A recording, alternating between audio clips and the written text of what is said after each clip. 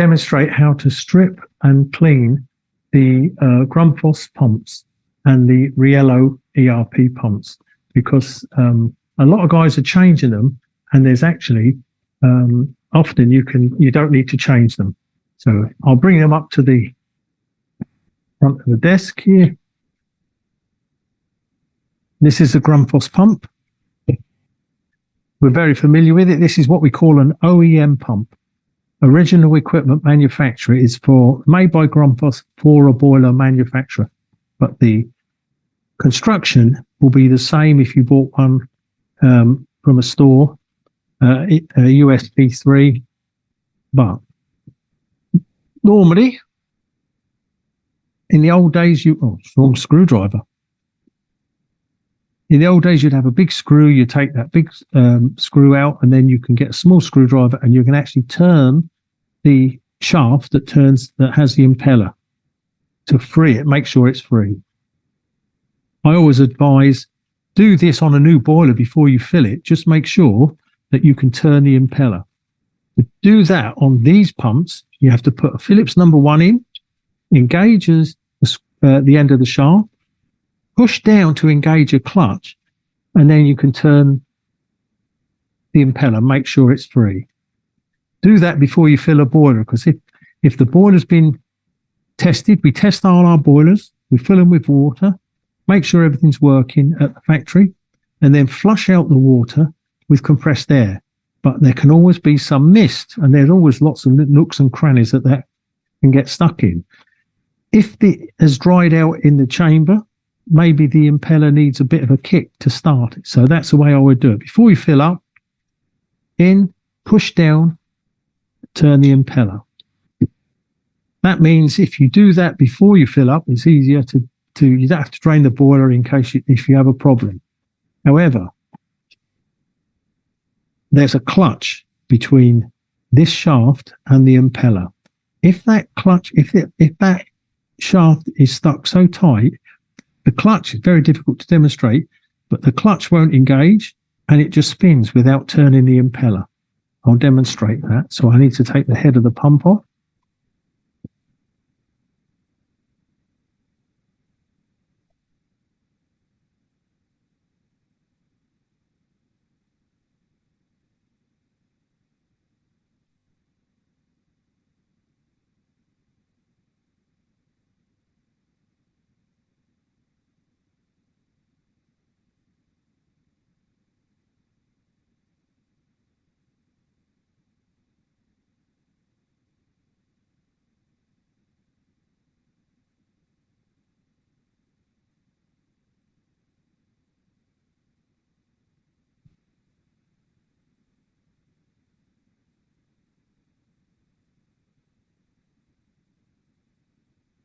There's the impeller on the ERP pumps. This one's nice and loose. However, if I put the screwdriver in, engage the clutch, push in, engage the clutch, I'm turning the impeller. If this impeller, the rotor is in a chamber, if there's dirt in that chamber and it's stuck, I can hold the impeller, turn the end of the shaft, and the clutch is slipping. So if it's really, really jammed, you can't free it that way. If there's a boiler that's been on the wall and the house has been unoccupied for a while, you can find that will happen. If that does happen, you can't actually free the impeller. Give the end of the screwdriver a bit of a tap. I'll bring it down into camera. Give the end of the screwdriver a bit of a tap. That often frees the impeller. Unfortunately, what was making the impeller stick and the shaft stick is still in there. So it's best to take it apart and clean it. So let's just take it apart, put the screwdriver in and push the canister out. These are the magnets that induce the rotation in the canister here. Here's the impeller. Here's the bit I was engaging with the screwdriver. So we do that again. I'll hold here, engage here, push in. I'm turning it and the impeller isn't turning. So Grundfos demonstrated how we can free that. get hold of the gasket, remove the gasket. You need a nice wide bladed screwdriver. Insert it in between the gaps here and work your way around gently.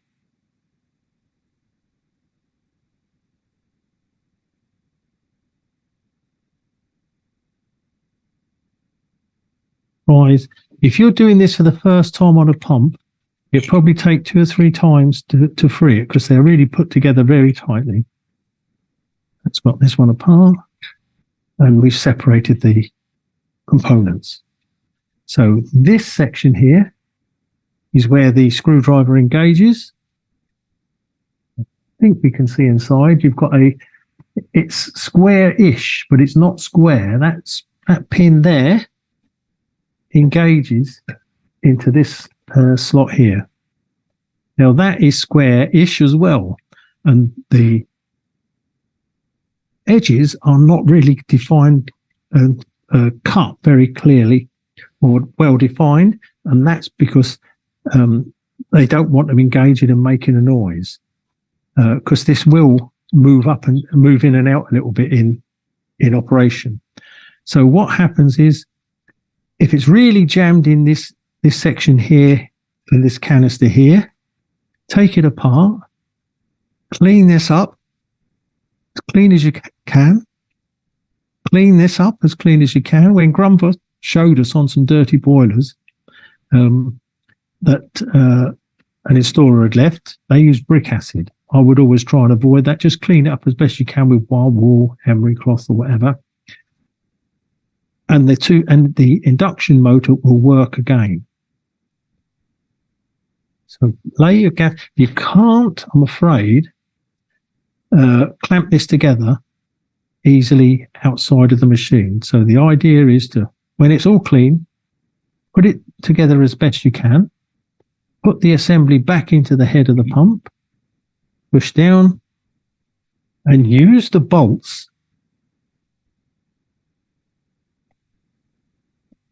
to tighten the assembly together again.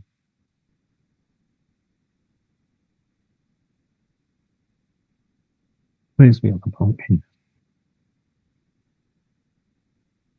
Oh, nice. Everything is here. I'm just going to start engaging the bolts, and then I'll tighten them corner to corner. Don't tighten one all the way down one side and then the other, because you'll get the 2 sections put together not symmetrically, not evenly.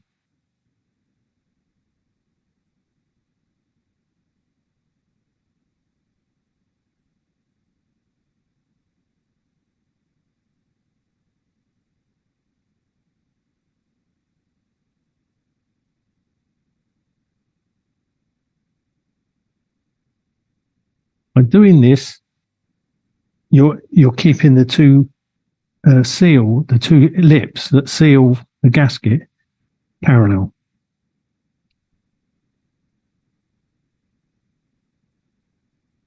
There we are. I've lost the head of the automatic air vent, but now that's closed it up completely. That's the way you can strip and clean a Grundfos pump. We've started to use our own branded pumps, Riello pumps. We're owned by Riello.